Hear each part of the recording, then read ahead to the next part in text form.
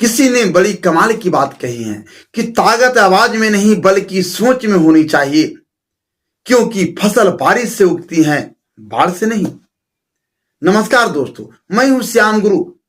आज मैं आपको एक अद्भुत और प्रेरणादायक कहानी सुनाने जा रहा हूं। यह कहानी मुझे मेरे मित्र ने सुनाई थी। मुझे नहीं पता इसे किसने लिखा है, लेकिन यह हमें गहरी सीख देती है।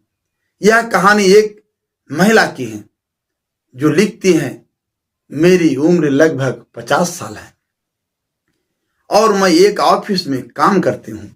मेरे घुटने में दर्द रहता है, मैं जिससे चलने फिरने से काफी दिक्कत होती है, लेकिन परिवार का खर्च चलाने के लिए नौकरी करना जरूरी है। एक दिन ऑफिस से घर लौटते समय मैं बस स्टॉप पर पहुंची। हमेशा की तरह वहां बैठने की जगह नहीं थी और काफी भीड़ थी। मैंने बस का इंतजार किया। आखिरकार एक बस आई और मैं उसमें चढ़ गई। बस में चढ़ने के बाद मैंने सीट की तलाश की, लेकिन कोई सीट खाली नहीं थी। तभी एक महिला ने मेरी ओर देखा और कहा, आप यहां बैठ जाइए। वह खुद खड़ी हो गई।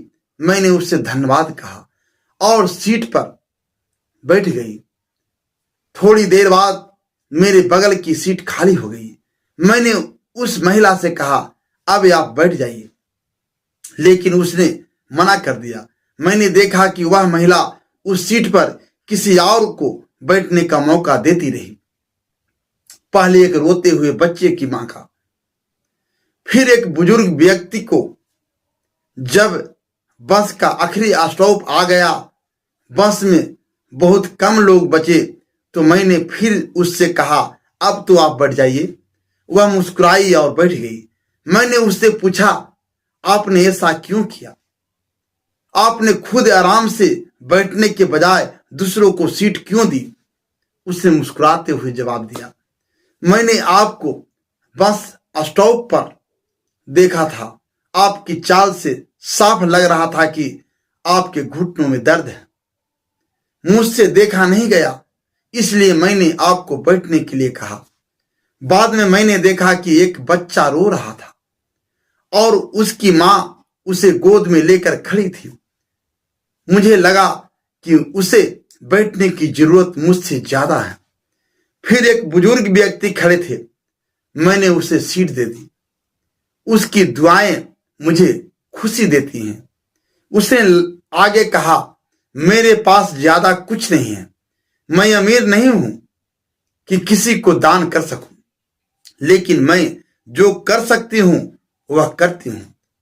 कभी रास्ते में कचरा उठाकर जगह साफ कर देती हूं, कभी भूखे जानवरों को खाना दे देती हूं और बस में जरूरतमंदों की सीट दे देती हूं। मुझे इससे खुशी मिलती है। उस दिन मैंने उससे बहुत कुछ सीखा।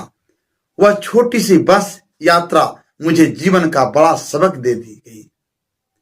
उसने सिखाया कि हर इंसान के पास कुछ न कुछ होता है जिसे वह दूसरों के साथ बांट सकता है। चाहे वह पैसा हो, ज्ञान हो, समय हो या केवल सहानुभूति, हम दूसरों की मदद कर सकते हैं। अगर आप ईमानदारी से किसी की मदद करते हैं तो भगवान आपकी मदद जरूर करेंगे, क्योंकि आपको कभी पता नहीं चलता कि कब भगवान इंसान के रूप में आपके सामने खड़े होते हैं। यह कहानी हमें सिखाती है कि जीवन में दूसरों के प्रति दयालु और उदार बने। जो आपके पास है उसे बांटने की आदत डालें। यही सच्चा मानव धर्म है। दोस्तों, यह कहानी आपको दिल को छू गई होगी।